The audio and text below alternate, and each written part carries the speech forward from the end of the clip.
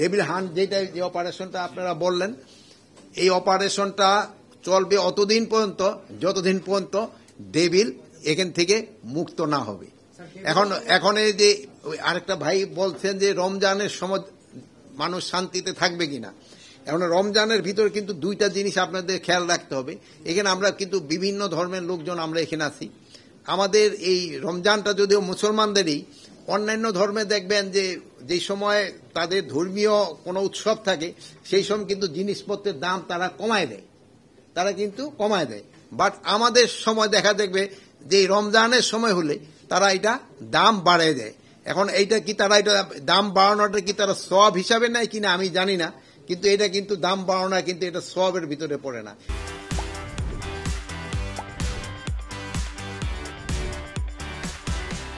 এই যে মানুষকে যে ভোগান্তি করতেছে, এই জন্য কিন্তু তারা শুধু জনগণের কাছে না, হয়তো উপর আল্লাহর কাছেও কিন্তু তারা দায়ী হবে। এই জন্য আপনারা প্রচার করবেন যে রমজানের সময় জিনিসপত্রের দাম যেন সহনীয় পর্যায়ে থাকে, যেন সবাই চেষ্টা করে। এই জন্য কিন্তু আপনারা একটা মুখ্য ভূমিকা পালন করতে পারেন। এখানে কোথাও কোনো রকমের সমস্যা বা হলে আপনারা যদি আগে জানাই দেন, এই আমাদের এখানে যারা আছেন সরকারি কর্মচারী তারা কিন্তু প্রপার অ্যাকশনটা নিতে পারবে। তার আমি আশা করছি যে এবার জিনিসপত্রের দাম সহনীয় পর্যায়ে থাকবে, যেহেতু আমাদের ইম্পোর্ট খুবই ভালো। যে ডাল, যেটা আমরা বুট বলি বা ছোলা বলি, তারপরে আমার এই খেজুর, এগুলি কিন্তু সরবরাহ খুবই ভালো। আর তেলটাও আমার কোনো সমস্যা হবে না। এখন হলো ডেভিল শব্দটার অর্থ তো জানেন, শয়তান।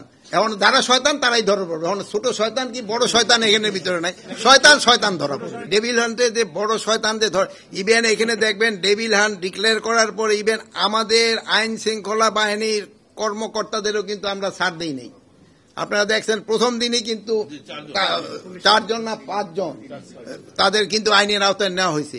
এই ক্ষেত্রে বড় ছোট কোনো ভেদাভেদ নাই, যে আসবে এই জালে সে ধরা পড়বে।